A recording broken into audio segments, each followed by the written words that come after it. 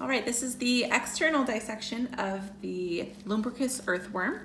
So we have the dorsal side right here. This is a little bit darker than the ventral surface. Again, ventral is the belly, dorsal is the back. Here's the ventral surface of the worm and the dorsal surface of the worm. Later, I'm going to be making an incision directly down the middle of the dorsal side of the earthworm. The anterior end, of course, is the end that contains the mouth. So this is the anterior end of the earthworm, and its mouth is right here. Okay, you can kind of see where I was able to put the probe in. The posterior end is, of course, the opposite of the anterior end. So this right here is the posterior end with the anus, which you will be describing later on. Back up towards the anterior end, you may have noticed that there's a little cone-shaped structure in front of the mouth, and that is the prostomium. Pro means before, stome means mouth, so the prostomium is located in front of the mouth. And again, it's cone-shaped, which is very, very useful for burrowing and digging into the soil. If we move back, 25 or so metameres, which again, metameres are segments. If we move back about 25 or so metameres, we have this smoother, lighter colored structure. This is actually called the clitellum, and the clitellum is responsible for secreting a mucus sheath during mating, which allows for the mating process to occur on land. Again, these are organisms that are on land, but do require a lot of moisture for most of their body processes. The setae of the earthworm are going to be located primarily on the ventral surface. They are extraordinarily small, so they're very difficult to see with the naked eye. Even with a fairly tight zoom, it's going to be very difficult to see the setae. They look sort of like stubble. I can actually feel them with my probe. They are very, very short. They kind of feel like stubble. There are also nephridiopores on each segment, but they're even smaller than the setae, which make it very difficult to see. Moving back up towards the anterior end. 1, 2, 3, 4, 5, 6, 7, 8, 9, 10, 11, 12, 13, 14. Right around metamere 15. We've got two structures, one right here and the other one right here. Those right there are the male genital pores, and directly posterior to the male genital pores are the sperm grooves. So sperm is released from the male genital pores, and it will glide down the sperm grooves. There's a couple of sperm grooves on each side of the worm, okay? Just very, very shallow notches along the body wall, and the sperm will glide along the sperm grooves during mating. Other pores that are involved in the mating process but are too small to see are seminal receptacle pores. These are the openings to the seminal receptacles that will be pointed out in the internal anatomy dissection. There are also ovipores, which are responsible for releasing the eggs from the body. And then our final structure for the external anatomy is the cuticle. The cuticle is this thin, it looks kind of like peeling skin. It's very waxy. It's acellular. Okay, there are no cells in this, but this is the cuticle, and it does help protect the skin of the worm, and it does prevent the worm from desiccating. You can see it kind of peeling away very nicely from this worm. That's its cuticle.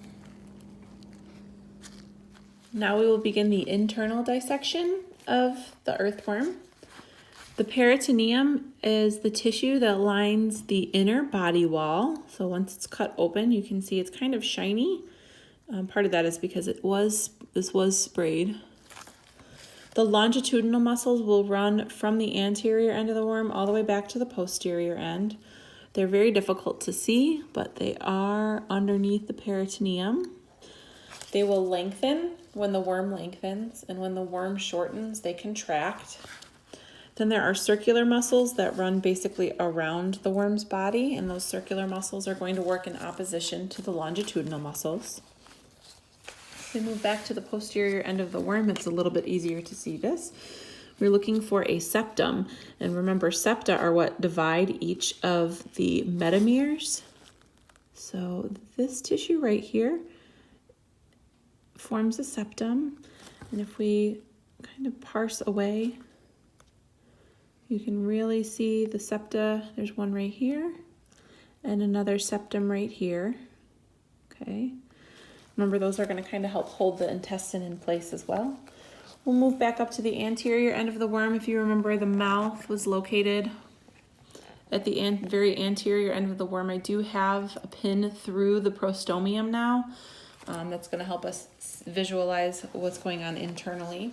The pharynx is located right here. It's very muscular, and it's responsible for helping draw food back posterior into the digestive system. Posterior to the pharynx, the esophagus is currently covered by several organs, but the esophagus runs from right here all the way back to about here. Okay, it's just a thin tube. So again, from here to here is where the esophagus is located underneath all these organs, and I'll go over those shortly. This structure right here is the crop, and the crop is responsible for storing undigested material until it gets to this structure right here, which is extremely muscular. This is the gizzard. The gizzard usually contains small stones, and like I said, it's very muscular. So what the gizzard does is it grinds the food prior to it entering this structure right here, and this right here is the intestine.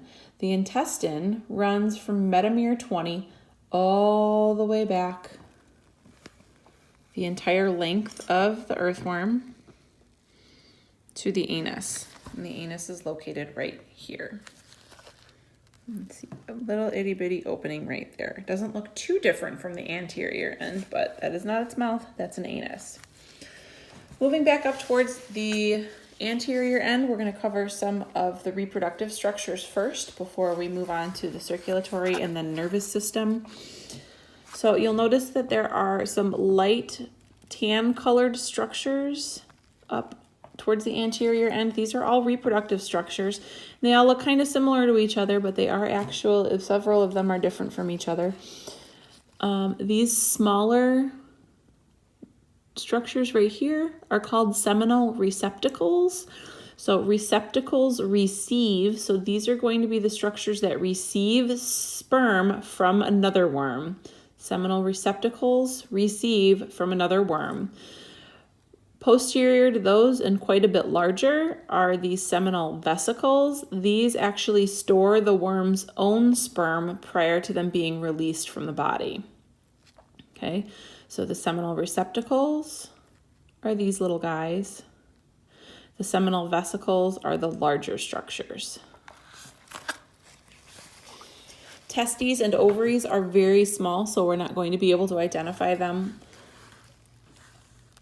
But we are going to cover the aortic arches.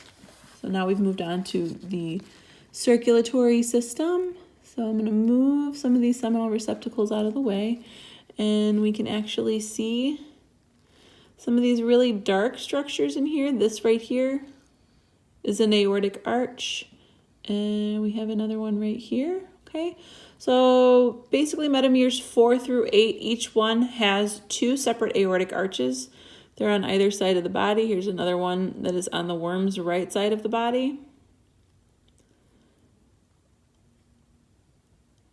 So those are 3 of the 10 aortic arches, and they're responsible for pumping the blood in the worm. We have the dorsal blood vessel. Since this is the dorsal side of the worm, you can see the dorsal blood vessel right here. It does run the entire length of the worm. And remember, blood actually gets carried from the posterior end of the worm all the way up. So it would be going from here up. It would be going from here up toward the brain, or the suprapharyngeal ganglion. So here is where the blood would go, just like that direction, okay? I'm gonna move some of the digestive structures out of the way so that you can see both the ventral blood vessel and hopefully the ventral nerve cord.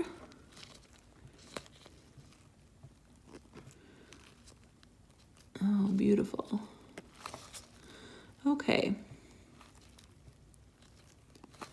Ruptured that intestine a little bit, but that's all right.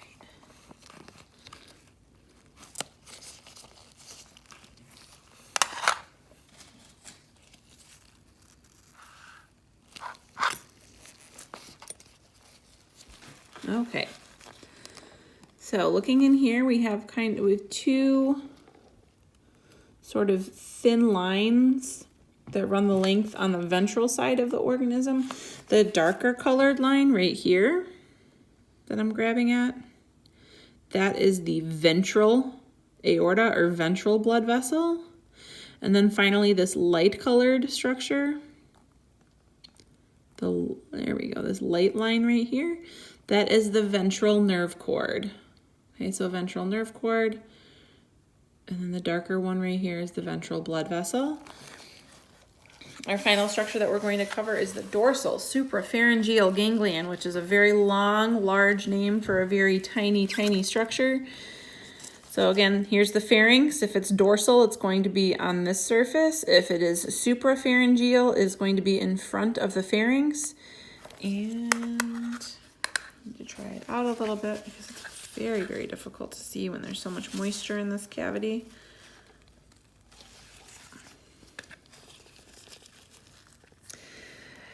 All right, so there is a very small white protrusion here, and another one on this side of the pin right here.